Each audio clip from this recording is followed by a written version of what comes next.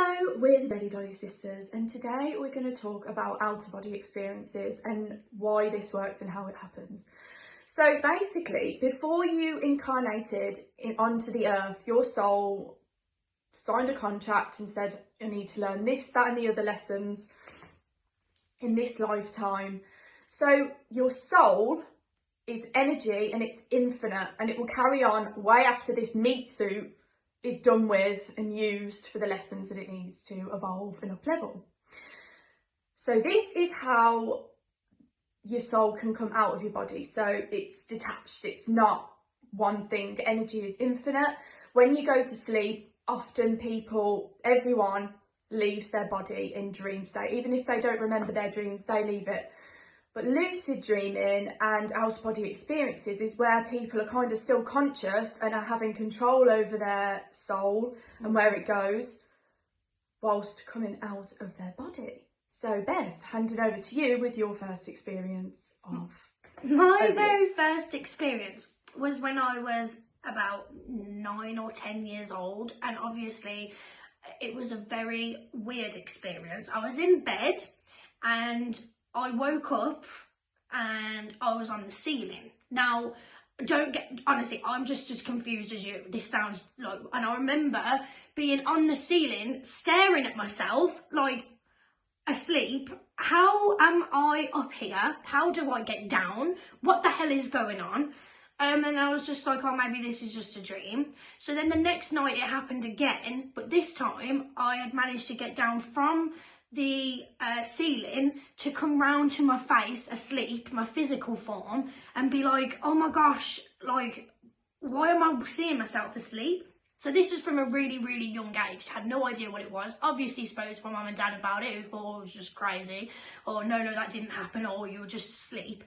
Until later on I had a similar experience again, but this time I came out of my body, and I looked in the mirror, and I was just this little soul-y thing, like a ball, because obviously you're not in your physical form when you come out of your body.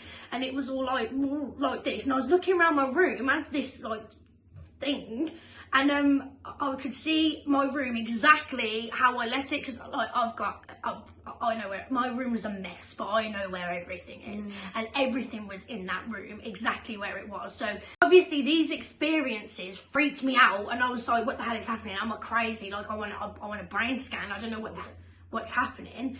And so this led me to do my own research, to which I had seen that this had happened to quite a few people like-minded, and they'd shared their experiences, which were actually more dramatic than mine. And I was like, whoa. Yeah, so that was that really. So one of the experiences Beth is talking about is we spoke to our psychic lady because, well, we found her just over 10 years ago, and she's been our little guru with things like this. So one time she left her body, and when she came back in, she was actually upside down. This is the psychic. This is the psychic woman, and she was stuck upside down. She said it took her half an hour to figure out how to get back. So imagine how scary that would be. Yeah. Anyway, I've also had many experiences coming out of my body, and for most of them, for many of the experiences, I got stuck in the four walls of my bedroom. Now, you're probably thinking, oh, you're just dreaming, you're asleep, but I can actually feel, I'm lying in bed, I can be wide awake, and I know, because I can feel my frequency kind of going, zzz, and I'm like, oh, great, I'm going to come out of my body if I close my eyes. So I close my eyes, get all excited, start flying around the room, and my soul's got a mind of its own. I didn't have as much control as you did. I couldn't navigate my way around. It was kind of doing, yeah. Fly around the room, come back in. I gamboled back in. Again, not my choice. The soul is just taking me in. I'm just going around for the ride.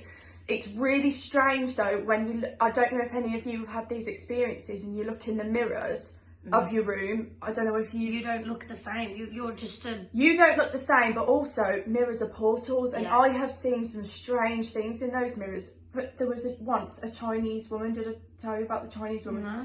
Like she was just sat in the mirror, and she was just like this, perfect makeup, perfect smile, and it just creeped me out. Anyway, like I said, most of the time I was stuck in my bedroom in the same four walls, and I had loads of other random things happen, which we won't go into now. But when I finally did make it out the window... Actually, just to pause you with that, with the window, if anyone else has had any out-of-body experiences, have you managed to get out of the window?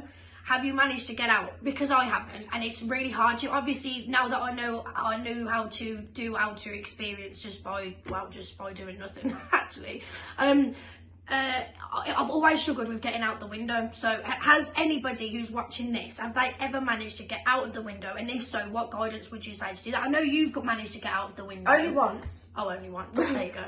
Yeah. Only once. So I managed to get out the window, and all I remember is it was a high place that I'd got to, and I found myself where there was loads of, pigeon spikes where to try and stop pigeons going. There was a flock of pigeons on the side of the roof, and when my soul went there, the pigeons picked up on it and they all flew off.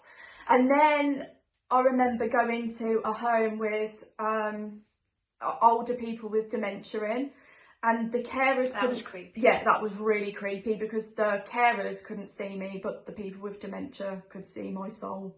So that, yeah. Dementia in itself says demon, just saying. Yeah. I don't want to open a conspiracy thing, but Yeah. Anyway, I'll leave that for you. Yeah, we'll leave that for you, Yeah. but that's as far as I'm going to go into it on my part in this video. But we're really interested to know if any of you had out-of-body experiences, especially if you managed to get out the window. Yeah, did you manage to get out the window? And if so, how? We'd love to know.